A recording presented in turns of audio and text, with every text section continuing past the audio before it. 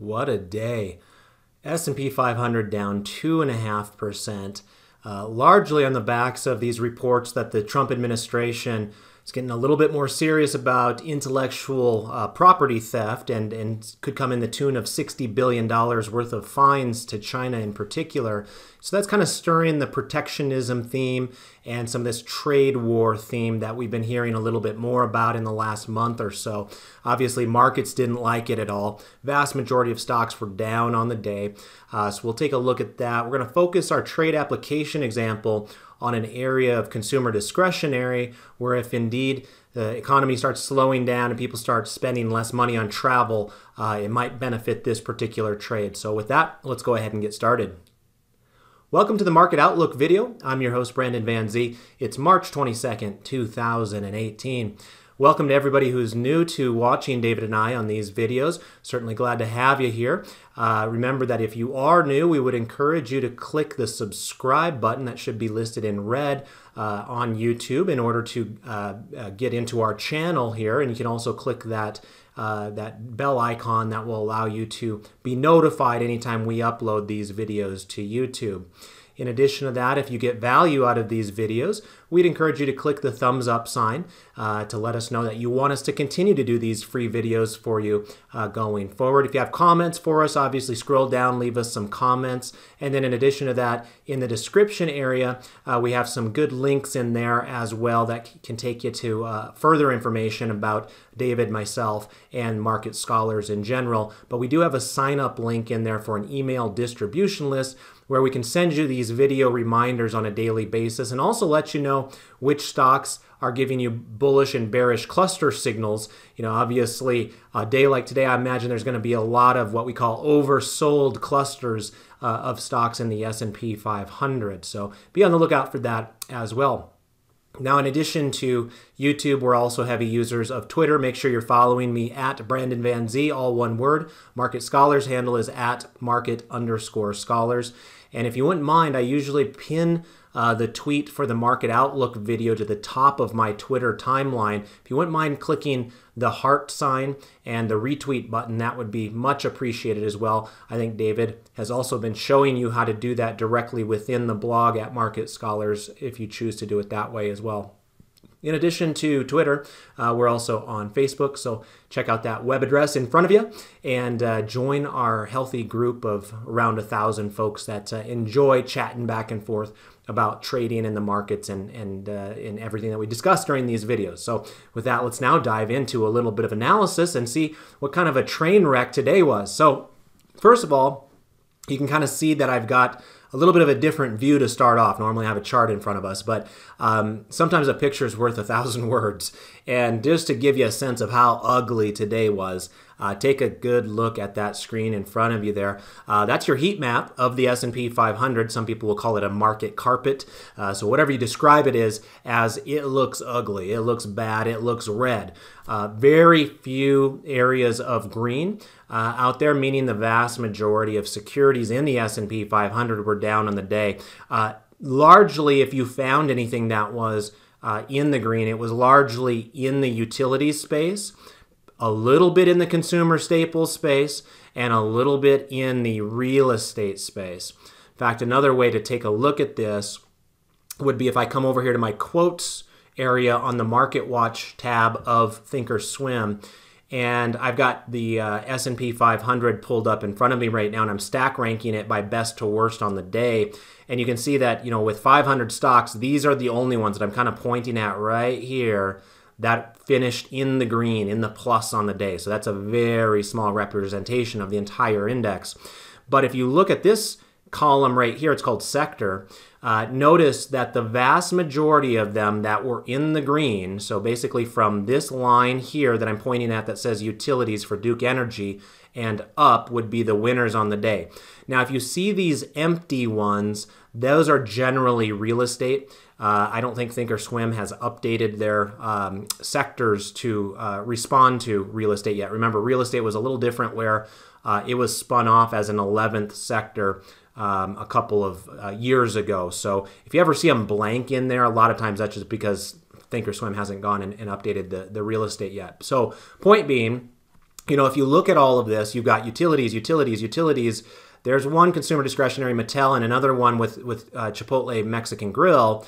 But otherwise, utilities, staples, utilities, utilities. There's one healthcare, which is generally known as somewhat defensive. Utilities, utilities, utilities, staples, utilities, utilities, staples, utilities, utilities, utilities, all the way through. And there's one more, staples. So if you look at that, almost all of the stocks that were up today were either utilities, real estate, or consumer staples, with one healthcare and two discretionary in there.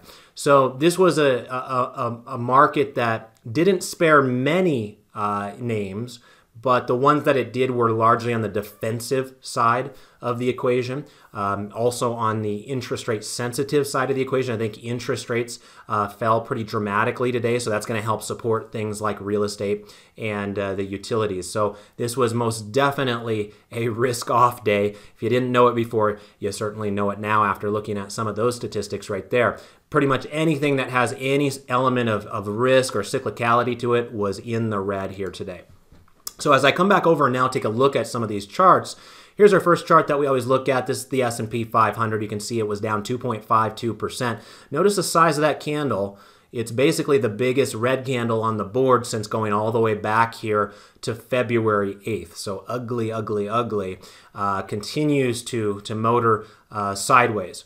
Now, you will notice as well one additional element of negativity, which is we closed below the low of this bounce point back here on March 2nd. That's not a good sign either. You'd like to see it kind of stabilize in that area, and maybe it will starting tomorrow. We'll just have to see. But right now, it doesn't look so hot where we close below that point where many technicians would have said, okay, well, maybe we're holding out some hope that there's a big buyer in the wings at that level where we kind of protected the last time we were threatening down there, which would have been right around, let's call it 2650 on the S&P 500.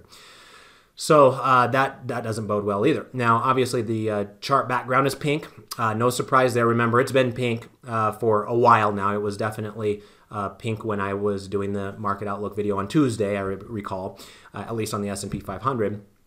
And so you can see that the reason for that is that that intermediate term line, that green line on the market forecast indicator tool, is pointing down. So if it's between 20 and 80 and it's pointing down like it is right now, we'd view that as bearish. So we do have a bearish posture on the S&P 500 as it stands at this current moment. So again, not a good sign. We got that red tip of the moving average there. We got a breakthrough, a potential support area, and we have a bearish posture on the S&P 500 itself. So more chop and slop. Now, the good news is we haven't broken through any new fresh lows that we had earlier in the year. That may be coming on the horizon. We'll obviously have to keep our eye on it. But this is just that volatility that happens when you're finding that channeling sideways. And that's what we're doing right now. And this is uncomfortable for a lot of you, and understandably.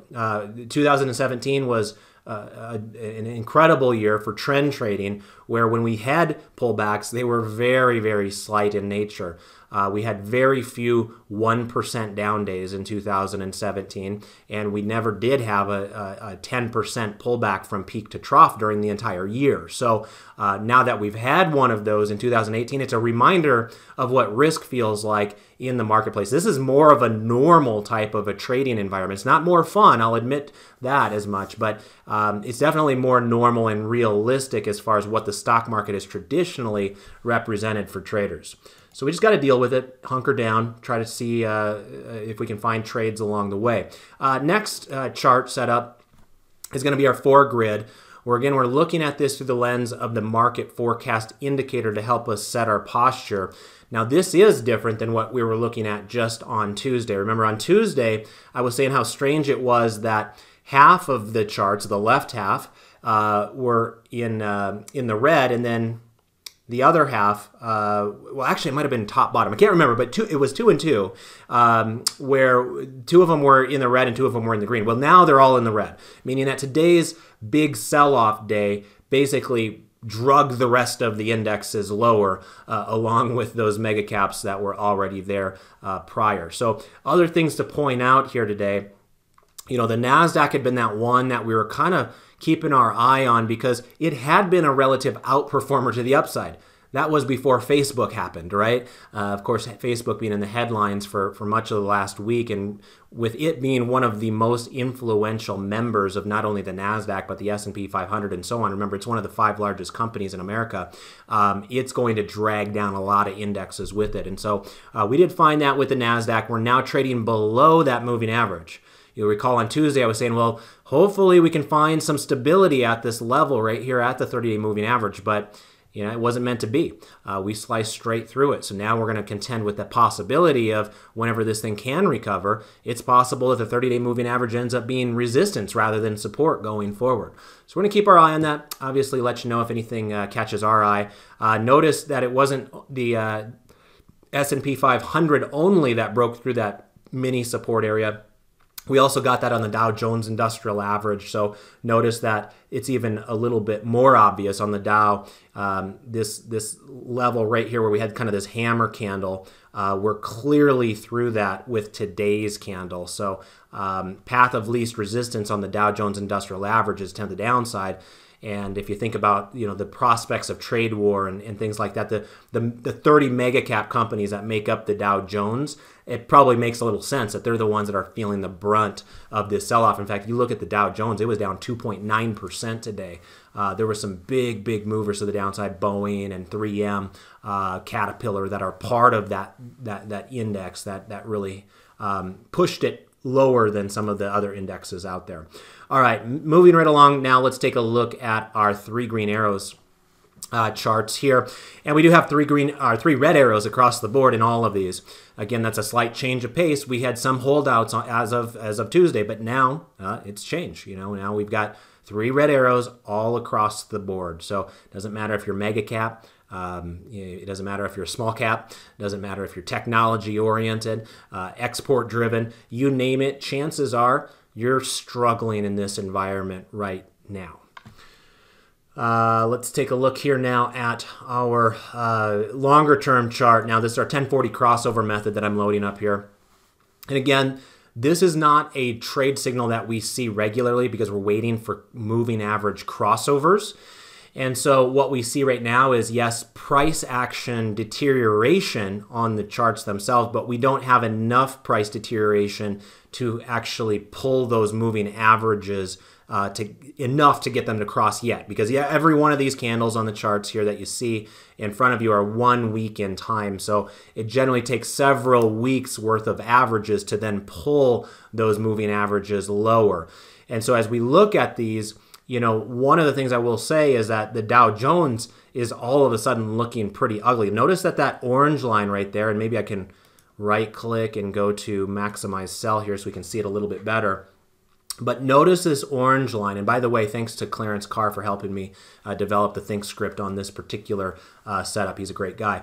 But on this particular chart setup, we do have an orange moving average that's clearly pointing down. In fact, it's kind of making lower lows in the moving average itself. And so this purple line down below, which represents the MACD2 line, as it goes lower, what it's basically saying is this line and this line are starting to squish together. They're coming together there a little bit. And that's not a good sign in this particular case because we have that faster moving average, the 10-period exponential moving average in the orange right there going towards the 40 period. So it's possible that the price action crosses back below or touches that 40-period moving average, in this case in the black line. But remember, it's going to take a little bit of time for that orange line to be drugged down, if it's ever going to do it at all. There are times where you think it's going to happen, like back here, you can see that orange line was traveling lower. You could have sworn it was going to cross and then kind of got bailed out at the last second. So could that happen again? Absolutely. But we've had a really good run with all 4 of these indices. We've really been in bull market mode for 2 full years at this point. And remember, we know going into a strategy like this that we're going to give up action on top, price action at the top. We're not going to get out at the top. We're not going to get in at the bottom. We're trying to get that healthy trend portion of the middle. And I can say, even if this is the time where we get the crossovers, that was accomplished in this most recent run without a doubt. All right, let's now take a look at some 12 grid analysis. Now remember, on this I do have to kill that camera feed so that way you guys can see every square inch of the charts in front of us, since all 12 of these charts will take up the full screen. And what's probably catching your eye right off the bat here is that energy is the lone holdout. Who'd have thunk it?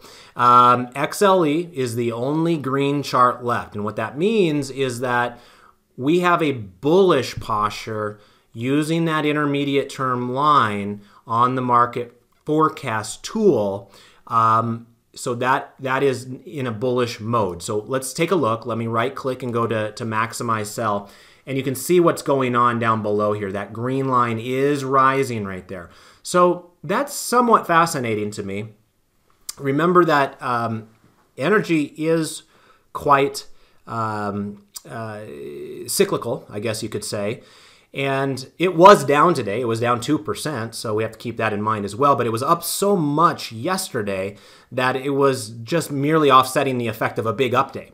And so it's basically, in 2 days, it's a wash. Whereas for most other sectors, it's not a wash. The 2-day returns are significantly below zero for most sectors. So they're holding their own. And the other interesting aspect of it is it looks like there's kind of a tradable range here in a way. You know, it's almost like it's setting up kind of a triple bottom here. So, you know, some of you that are going to be a little braver and look at placing some bullish trades that are out there, I don't think it's the worst idea to be focusing on the energy stocks of XLE right now. You know, they may not be quite as privy to some of the trade wars talk out there. Now, remember, oil is a global market. And so if one country won't buy our oil, somebody else will, because it's a commodity. It's not quite like trading electronic gadgets back and forth or clothing or something along those lines. So oil will always find a place. It might not find a place to be used immediately, but it can always be stored to be used later as well. So it's a little bit different when we talk trade talks when it comes to the energy patch. But as you look at the rest of the charts, they're all red. And that tells us that we do have bearish postures across the board. Again, XLU, notice right down below here, I'm kind of circling it, was the only one that was actually in the green today. XLU, the utility sector, up 0.44%. It was up a lot higher, I might add, but it did sell off. If I right-click on that and go to maximize sell, you can see that this candle has a long upper shadow on it. That tells us that pricing was way up here earlier in the day, but then sold off to end down here. Still in the green, but sold off quite a bit in the ugliness that the entire stock market experienced in the afternoon. The only other thing I wanted to point out here was take a look at consumer discretionary there in the middle. My trade application example is going to come from that sector. So just wanted to point out the fact that we have falling candle. We've got a red moving average line tip and obviously red background color signifying bearish posture right now on consumer discretionary. Let's go ahead and take a look now at our next 12 grid, which is going to be our foreign markets 12 grid. Here we've got a little bit more of a mixed bag. Still, there's a lot of wear and tear in the foreign markets right now as well. But at least we've got a few more holdouts here. We've got Russia that continues to have a bullish posture. We've got Canada that continues to have a bullish posture, and Mexico that continues to have a bullish posture. So maybe somewhat interesting from the perspective of, you know, NAFTA getting talked about. That's still being negotiated, and obviously our partners in NAFTA would be Mexico and Canada. And then if you think about the oil connection, you know, obviously Russia, very oil-driven economy, and so is Canada, and really Mexico is quite a bit as well. So anyway, there you go. You've got a lot of ugliness across the board there, unless you're in those three markets as well. But it's not that those three did well today. They were all down significantly. It's just that their posture continues to be robust enough to be somewhat bullish, whereas the rest are showing us significantly worse looking charts where the posture has already turned bearish. Now, if we take a look at our final 12 grid, we take a look at the intermarket analysis 12 grid. We see a lot more green here. And remember, that is by design. That's how I structured these 12 grids. I always knew that there would be times where the stock market is just stinking up the joint. This could very well be one of them. And if this isn't it, there will be times in the future where that is the case. So if the stock market's down and out, does that mean that we just have to put our money into CDs or a money market account? If you choose to do so, obviously, nothing wrong with that. But for those that are constantly looking for opportunities, you might find them in other areas. So it's healthy to keep your eyes peeled on what other trends are developing. One trend that's starting to come to life a little bit more here, foreign bonds. Nice slow moving chart there. We also see that TLT all of a sudden, take a look at that nice bounce off the bottom right there. And you'll notice that's kind of the inverse action of what happened up above with the 10-year Treasury. Remember, those two things are inverse to one another. They don't represent the same duration, so TLT is going to look a little bit more at the longer term, 20 years, but the TNX is going to be a little bit more on the 10-year. But the point being, most of the time you'll find that when TNX is down, like it was today, down 2.58%, you should find that bonds, or at least government bonds, are up, and that is indeed what we found out of TLT, which is a ETF that tracks the U.S. government bond. So keep your eye on that. That's been an interesting development too, because it seems like one of the themes of 2018 has been rising interest rates. Well, that was true up until about a month ago. If you look at what's been going on here with the TNX, it's really been kind of flat as a board over the last month. And likewise, you've found that the long bond here in the United States has also been flat as a pancake. Now all of a sudden there's a little bit of levity to the long bond there. And remember, that all plays back into the risk-off theme that I referred to before as well. Money starts fluctuating or transitioning, I should say, from the riskier areas. In the case of sectors, it goes from things like industrials and technology into things like utilities and staples. But there's also the intra-asset class transition of money as well, where sometimes money leaves the stock market and starts going into the bond market to seek out more safety. So we'll keep our eyes on those trends as well. Let's now get into our trade application example for the day. And so let me go back to just a regular one grid chart here. And the stock I'm going to pick on today is Expedia. You noticed before that I mentioned that the consumer discretionary space is starting to struggle, which doesn't make it unique. Most sectors are struggling right now. But you can see right here that we're starting to spill over. We're starting to spill over here. And this is a stock that really struggled on their last earnings report. You'll notice here that their expectations were $1.15. They came in at 84 cents, and the stock went from here down to here in a heartbeat. That was one day right there, that gap that took place. And we spent a lot of time in the penalty box, just basically going sideways, sideways, sideways.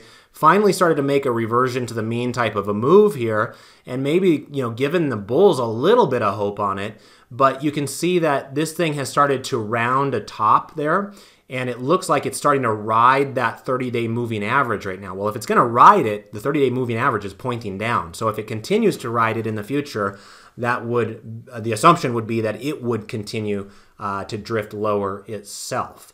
And so that's going to be the one that we're going to pick on today. And what we're going to do is we're just going to sell short. Sometimes we do bearish trades with bear call spreads or buying puts, and there are always pros and cons to every decision that you make. But I figured let's do just a selling short just to get that out of the way for those of you that don't trade options and get a little taste of how that whole process works. So remember, when you're selling short, really what's happening is if you go to your broker, now I obviously take these trades in paper money here, but in a real money environment, you go to your broker and you actually borrow shares from somebody else that holds those shares in their account at the broker that you're doing business with. So in the case here of Expedia, let's say you wanted to short 50 shares of Expedia. Well, what's happening behind the scenes is your broker is trying to locate 50 shares of Expedia that somebody else owns in their account that you can borrow their shares and then sell them in the open marketplace. So that's how you get to sell something that you don't actually own. You're selling somebody else's shares. Now, the downside of that is first of all, you're entitled. You're the one that is forced to pay the dividend. So be aware of that. This thing just paid a dividend here recently, so that might not be an issue in this particular case. But you're the one that is then it's your responsibility to pay the dividend as the person who is shorting it. And in addition to that, you have a little bit less control. You know, this happened to me one time, a long time ago, where the broker said, hey, we need to flatten your short position because the person you borrowed your shares from wants them back. So that can happen too. It's not very regular that it happens, but just to be upfront, that is a possibility that could happen. But largely it's a style element where people don't like to sell short. Some people say it's unpatriotic. I don't really agree with that. I think it creates liquidity. And yeah, there are some nefarious things that happen with short sellers that I don't always agree with. But in general, the concept of short selling, I have no issue with. But keep in mind that the reason a lot of people think of short selling as risky is because there is no ceiling to the upside. Meaning that, you know, if we shorted this stock right here at $107, it could go up to $200, it could go up to $300, to $400, to $500. Remember, there's no ceiling on the stock market. There is a floor at 0. So technically, when you're buying a stock, you're taking less risk than when you're shorting a stock. So just keep that in the back of your mind. Obviously, we don't intend to hold a short position in a setup like this for a long period of time, but I just want to make sure you guys are well educated in case your gears start turning inside of your head and you're thinking about some of the things that you could do with your own trades down the road.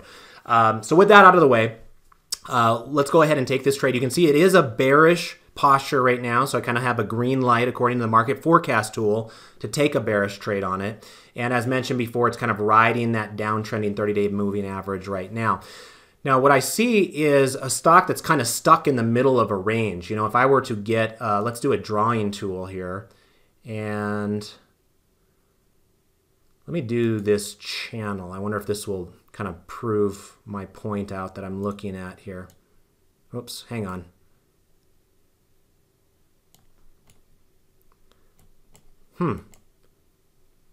Maybe I can do one of those. Okay. My mouse is being really tricky right now, so thanks for bearing with me. There we go. Now it's starting to work. Okay, so you can kind of see what I'm looking at right there, where you've got this top side area right up there, right above 115, and you got this downside area down here, let's call it about 99.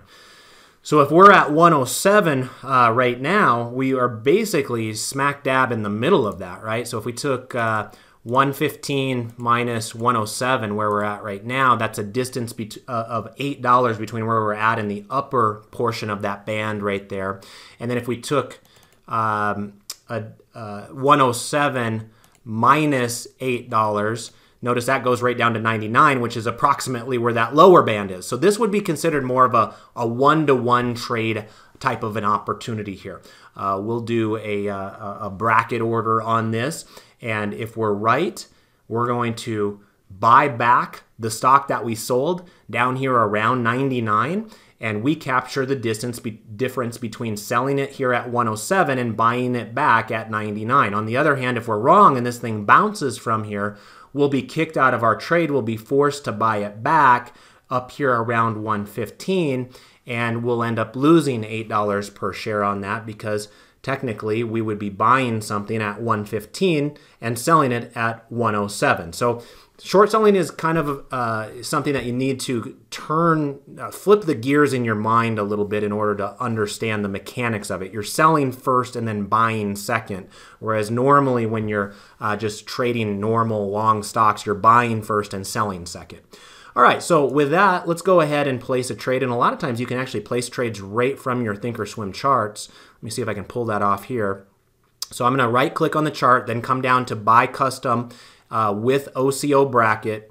And actually, you know what? I didn't do that right, did I? I'm so used to buying. Let me see if I can sell custom. Try that again. So right click, sell custom. There it is. So sell custom's right underneath buy custom. So sell custom with OCO bracket. And notice the difference there. Now the top line is in red of my order down below, telling us that the main part of the order is the sold part of it, the selling part.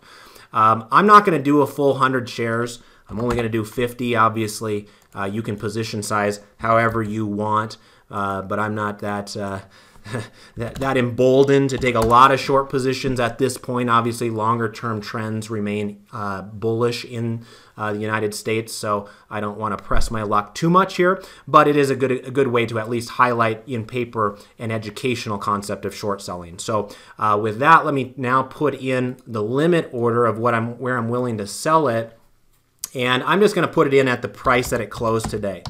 That does come with a risk that it might not get filled, so just be aware of that. But if it doesn't, so be it. There are plenty of fish in the sea.